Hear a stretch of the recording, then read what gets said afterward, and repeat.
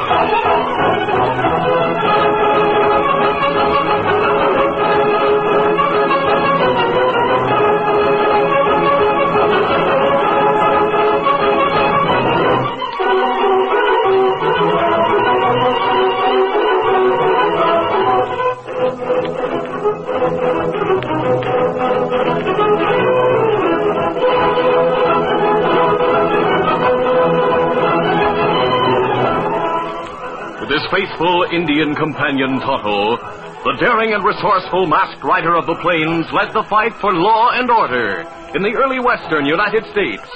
Nowhere in the pages of history can one find a greater champion of justice. Return with us now to those thrilling days of yesteryear.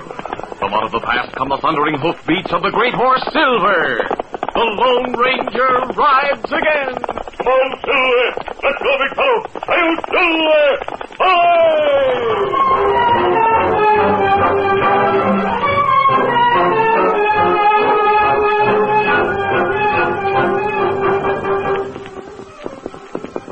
Oh, Scout, old fella. Tonto recognized both the young and the old man who were having an argument on the edge of the railhead camp. One was Jim Wilson, just returned from college in the East, and the other was his father, Jeff, an old-timer, one of the first freighters in the country. A crowd started to gather around the two men. Tonto dismounted and walked closer so that he could hear what was being said. Well, no matter what you say, I ain't going to change my mind one little bit. You took this job without my leave. You don't pack up your duds pronto and come home. You're no son of mine, you hear that? I'm through with you for good. But no buts. Either you're coming or you ain't. Now make up your mind about it. What's going on here? Nothing, Mr. Connie. Nothing, eh? Ain't you got no gratitude for the way I brung you up and sent you to school? Don't it mean nothing to you that I slaved all my life to build up a business so I could turn it over to you? But that's just the point. Now that the railroad's here, you can't make any money freighting by wagon. Who says the railroad's here? Your eyes ought to tell you that. Listen, you keep... Oh, this is Mr. Connie, the head engineer. Oh, Mr. Connie, the head engineer. Well, Mr. Connie, head engineer, let me tell you this. Freighters was plenty good for the folks that opened up this country. Nobody that ever depended on me for food and supplies was ever disappointed. I carried them through in spite of Indians and outlaws and blizzards and cloudbursts. I know you did, Mr. Wilson. Don't you mister me. All right, Jeff, then. I've heard about you, and I think you did some great work in the old days. Yes. But times have changed. Freighters aren't fast enough nowadays. Why not? They get there when they're expected. That's all anybody can ask. You'll find out that you're wrong. You're just being stubborn, Paul. Stubborn, eh? Is that your last word to me, son? Jeff, why did you let your son go east and study to be an engineer if you didn't want him to use what he learned? I didn't know he was learning to build railroads. He told me he was studying to be a surveyor. George Washington was a surveyor, and that suited me fine. There's plenty of surveying he can do without messing around the railroad. Paul, you're just sore because the railroad means the end of the freighting business. Yes. Why don't you look at things straight? All right. I'm looking at you straight, son. Are you coming home with me or not? I'm not a kid. You can't order me around. You're staying here? I sure am. And if you stick to freighting, then it's up to me to earn money for the two of us. The railroad's here to stay, and I'm staying with it. We'll see about that. You ain't won yet, Carney. Steady there. And let me tell you this. There's a lot of folks around these parts feel the same way I do. We don't want the railroad, and we won't stop at nothing to keep you from getting it built. You don't mean that, Pa. Plain English and gospel truth. We'll fight you to the last ditch. Get up there.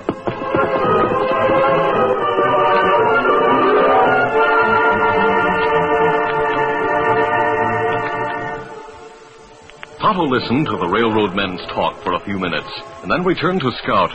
He mounted and rode into the wooded hills that lined the railroad right of way. Just at dusk, he reached the Lone Ranger's camp, and there he told the masked man everything he had heard. Jeff, good friend of yours, Kemosabe. He must remember time you catch outlaws that hold up freight wagons. That was before Jim went east. Maybe you talked to him. I can't believe that Jeff meant what he said. All railroad men think he mean it. He wouldn't destroy property or endanger anyone's life. Him plenty mad. He couldn't be mad enough for that. So, what about his trouble Kearney's been having with his chief assistant? Well, Tonto not find out anything. Me see, feller, though. Oh, Warner? Him in crowd that listened to Jeff. Well, we know from the experience the UP had with him that he isn't to be trusted. What you think? He might try to take advantage of Jeff's threat to make some more trouble on his own. And then Jeff get blamed. Yes. I wonder if Warner has any friends in Carlton. Him talk with feller called Bat Gowan there. Bat look like outlaw to Tonto. I'm sure that all the railroaders are loyal to Kearney, and Warner would need outside help if he were to try anything. You had better keep an eye on Gowan. Tonto do that. I'll ride down to Carlton with you and wait for you outside the town. All right, let's go. Easy, fella. One, two. Let's start.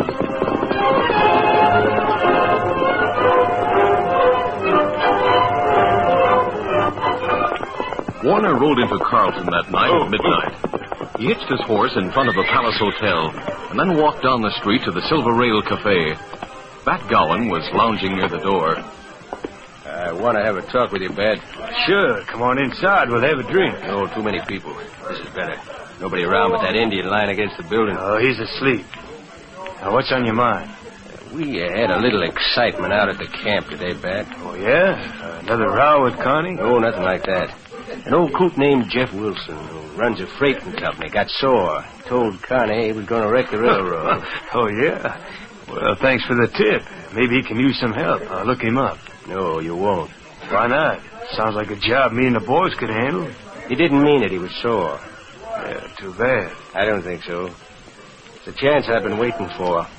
I'm ready to do business with you, Bat. Yeah? How many men have you got in town? Well, half a dozen. There's more camped out a ways. I can get as many as you need. What's the job?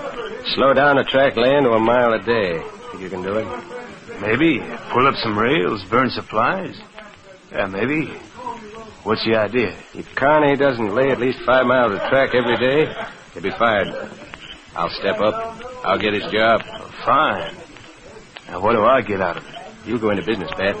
Business? You'll get the contract to supply the road with beef. There'll be no questions about where it comes from, and you get top prices. Now and then we can manage a mix-up on the crowd. You might get paid double or triple. Uh-huh. By the time the railroad's finished, you'll be a rich man. Yeah, sounds good, but I can't wait all that time to cash in. I got expenses. How much will you need? $500 to get started. Got it right here. You what? I'll count it out. Hey, where'd you get $500? You told me once it wasn't healthy to ask questions out in this country. There's your expense money. Put your boys to work tomorrow night.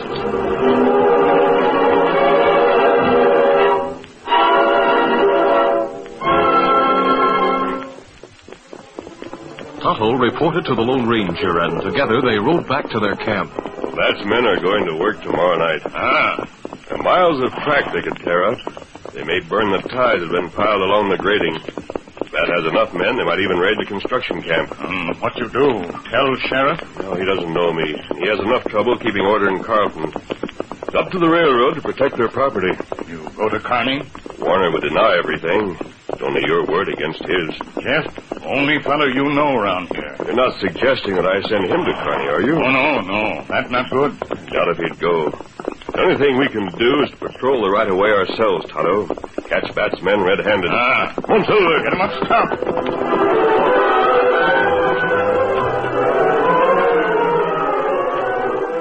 The following night, young Jim Wilson was unable to sleep and decided to ride over to his father's spread, which was north of the railroad, between the construction camp and Carlton. He followed the tracks for the first few miles to the east, and just as he was about to swing away from them... Whoa, boy. He drew rein and dismounted. A short stretch of track had been ripped up. This is Paul's work. Must have got some of the old timers to help him. Tires are still in place, though. It'll take long to lay the rails again. Paul be arrested sure as shooting. Unless, well, why not? I could get these tracks back in place before morning. All I need's a sledgehammer and some spikes. Get 'em. Come back here and... Yeah. Tomorrow, Paul and I'll have a showdown. Steady, boy. Get up there.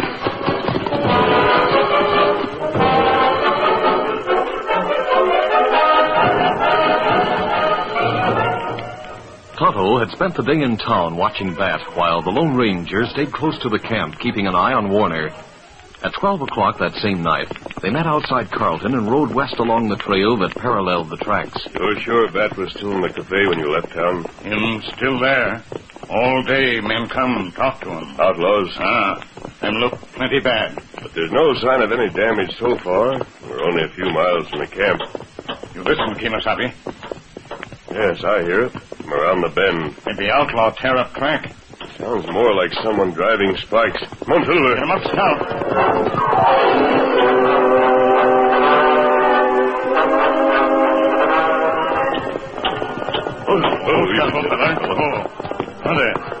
They're only one man. He isn't tearing up the tracks. He's repairing them. Oh, fella, see us. Run for horse. Try get way. Going for his rifle. We'll have to stop that. Up with your hands. Keep away from that rifle, or I'll come closer. You in. I'll reach it. Come on, up, Scout. Easy. Steady, whoa, Scout, hold on. Yes, man. An Indian. Kemosabe. This Jim Wilson. Yeah. And if Paul hired you to do this job, you can tell him, but... Easy, Silver, easy. Huh? What's that you called your horse? His name is Silver. What's your handle, Indian? Me called Tonto. You must be the masked man Paul used to talk so much about. Your father and I are old friends. But you couldn't do a thing like this, not even for a friend. We didn't, and neither did your father. He threatened to. He wants to stop us building the railroad.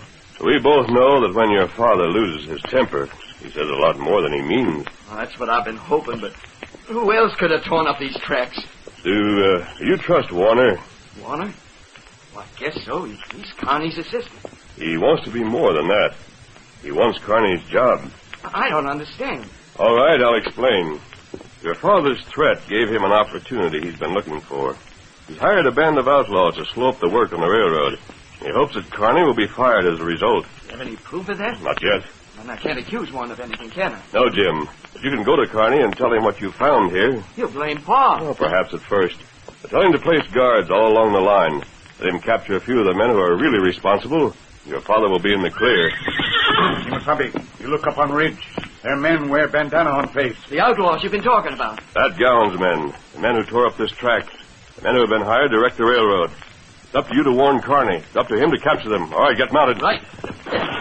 Them open fire. Get going, Jim. We'll cover you. Get up there. Outlaws come after us now. We'll give them another volley from here. Keep shooting as you ride, Tonto. Come on, Silver.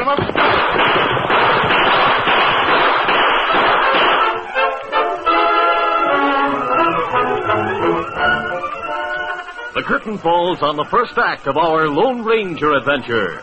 Before the next exciting scenes, please permit us to pause for just a few moments.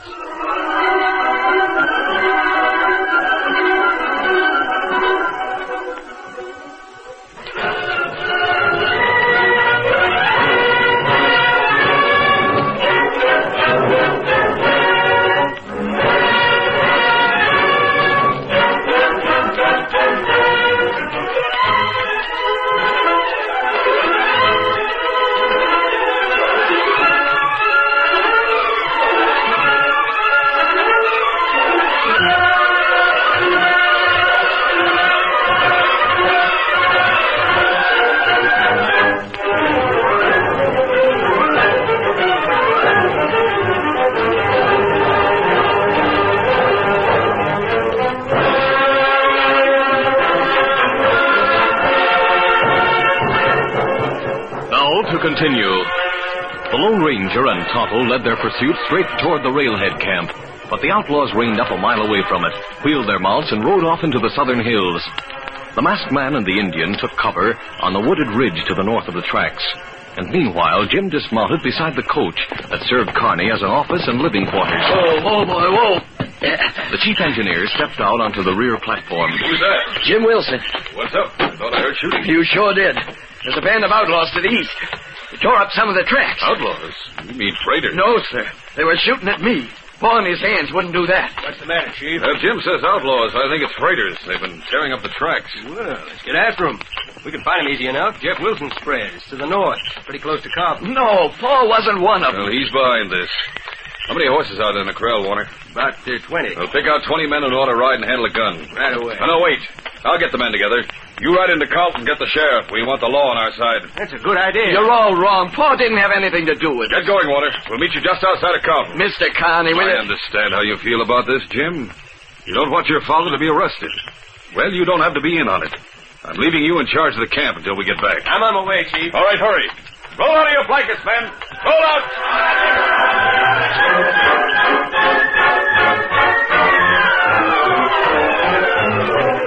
The Lone Ranger and Tonto had been watching the camp, and when Warner headed for Carlton, Tonto went after him. 15 minutes later, Kearney and his men followed in the direction of town. The Lone Ranger recognized Jim standing at the edge of the camp and called to him. Jim. The young engineer came running toward him. Yes, sir. It hasn't worked out right at all. Why not? Kearney thinks it's Paul and his friends who tore up the tracks. Nothing I could say would change his mind. Where's he gone? To town. He sent Warner ahead to pick up the sheriff. From there, they're riding north to Paul's place. They're going to arrest him. But didn't you tell him The men who tore up the tracks were outlaws, sure, but I didn't accuse Warner of being in on it. I didn't think it'd do any good. Well, why didn't you go with Kearney? He wanted to keep me out of it. He left me in charge of the camp. How many men have you got? There's 20 or 30 left. Can you arm them? Why, there may still be a few rifles left around. Break them out. Give them to your best shots. You figure we're going to be attacked? It wouldn't surprise me a bit. Easy, steady, big fellow. Where are you going? To find Tonto, warn your father, and prove to Kearney that he's made a big mistake. Come on, Silver.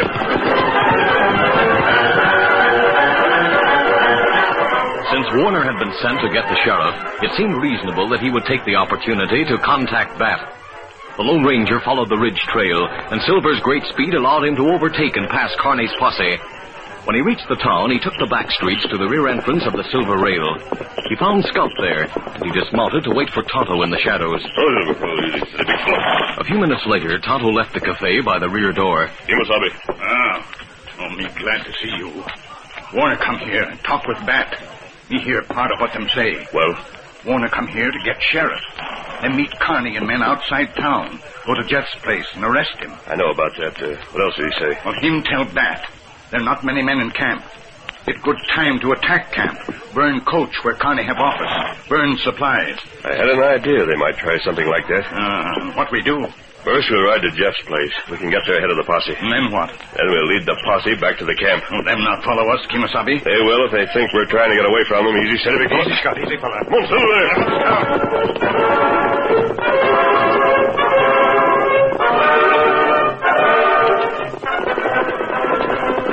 Half an hour later, the Lone Ranger and Tonto pulled up in front of Jeff's ranch. Hold it, easy, steady, fella. Easy, Scott. Easy. Get a horse saddled for him, Tonto.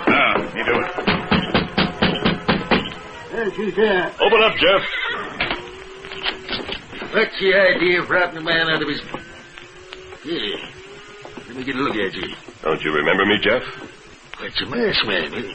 What are you doing here? Listen, a band of outlaws tore up some of the tracks east of camp tonight. They did, eh?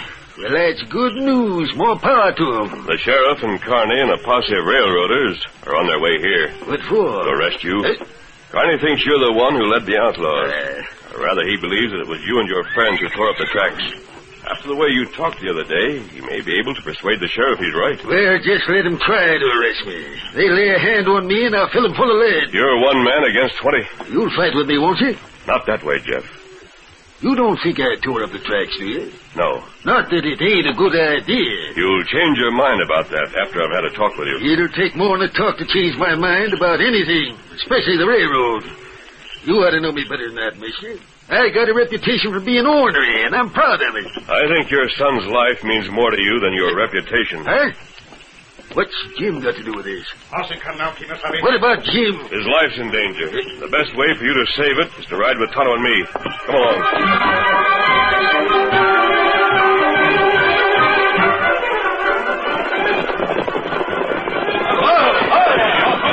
There they go. That's Jeff on the black, Sheriff. You're right. Who are the two men with him? Must be friends of his. Could be they heard me talking to the sheriff in town and rode ahead to warn him. Come on, we'll catch them. Get up there.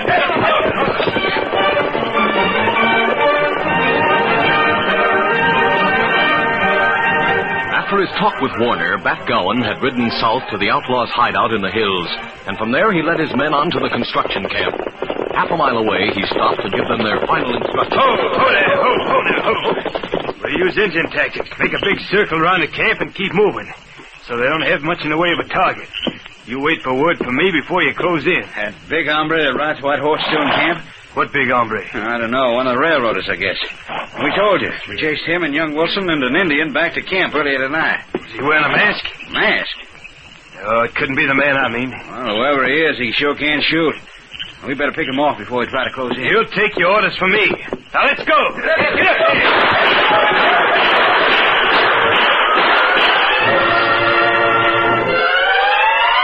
The Lone Ranger, Tonto, and Jeff Wilson allowed the posse to keep them in sight as they cut a southwest diagonal through the hills.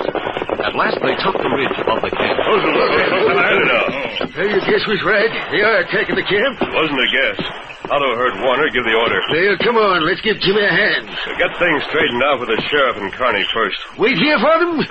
There'll just be a lot of blather. What's the good of that? You won't have to wait long. Oh, here come Posse now. Raise your hand, Jeff. Yeah, leave it catch this all right. Hey, we got him, Sheriff. Look at the two men with him. Masked man and an Indian. You're under arrest, Jeff. Not too fast, lads. You heard me talk about this masked man. He calls his horse Silver. Those are silver bullets in his cartridge bag. Silver? Well, I'll be a longhorn never. You'll be worse than that. You'll be all kinds of a fool if you don't listen to him. What's all that shooting? Your camp's being attacked, Kearney. Not by Jeff's friends. By outlaws who are working for Warner. For Warner? Yes, Warner. Where is he? Why, he was riding alongside of me. They've let him get away. Tonto's him. Him right down slope, over there. All right, I'll go after him. Why not try to surround the outlaws, Sheriff? You have enough men. Right. You're taking orders from this owl hoot? Better leave everything to me, Connie. I'll handle this roundup. Come on, Silver. All right, the rest of you follow me.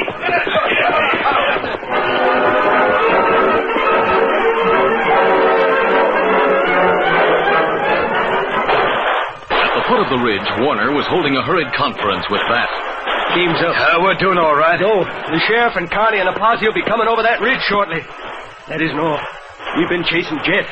There was a masked man and an Indian with him. A masked man? I caught a good look at his face in the moonlight. We're up against the Lone Ranger. Then let's hightail it out of here. Give me 5 minutes. What for? I'm going to ride into camp. The men will hold their fire when they see it's me. I'm going to get Connie's cash box. 5 minutes. All right, go to it. Get up there.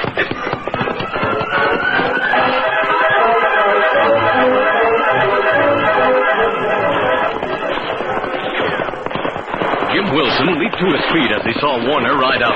Oh. What are you doing back here? Where's Connie? Find out soon enough. Hey, where you going? What are you going to do in that car? Take your hands off me. Warner brought the barrel of his gun down on the side of Jim's head. The young engineer slumped to the ground. Warner ran up the steps of the car and entered it.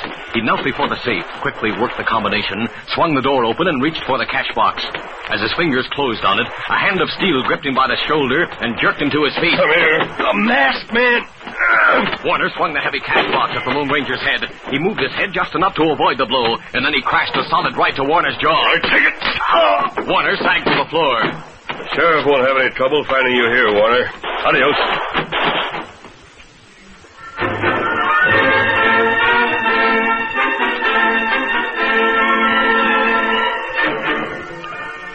Bat and his men waited too long for Warner. The sheriff and the railroaders cut off their escape, and after a sharp gunfight, they surrendered.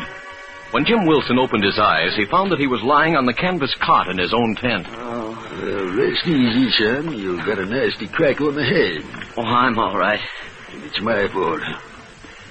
I'm sorry you got such a stubborn old man. You've got nothing to apologize for, Jeff. Oh, yes, I have, Connie. I'm the one who made the mistake. I gave you plenty of reason for it. Paul, that sounds like you changed your mind about the railroad. Just what I've done, Jim. Good, but But why? How come? Our friend who rides the white horse. You remember what I said the other day about not minding if you were a surveyor like George Washington? Yeah? Well, the masked man had an answer for that one. He said, times change and people got to change with him. He said the railroad means a lot to the whole country.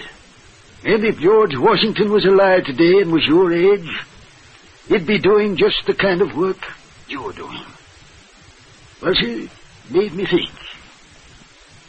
He's right. And I'm proud of it. Well, thanks, Paul. It makes me feel fine. It makes me feel some better myself.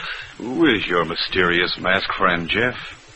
You promised you'd tell me all about him. Well, Connie, he's another fellow like George was. Loves his country and likes to help the folks who share his feelings. He's the Lone Ranger.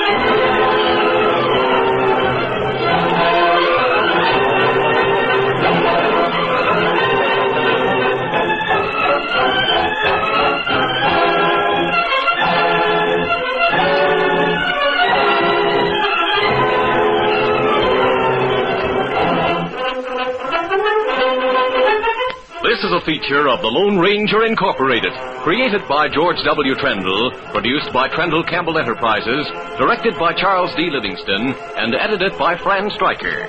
The part of the Lone Ranger is played by Brace Beamer. You've been listening to the OTR Gold Network. Find more classic radio at otrgold.com.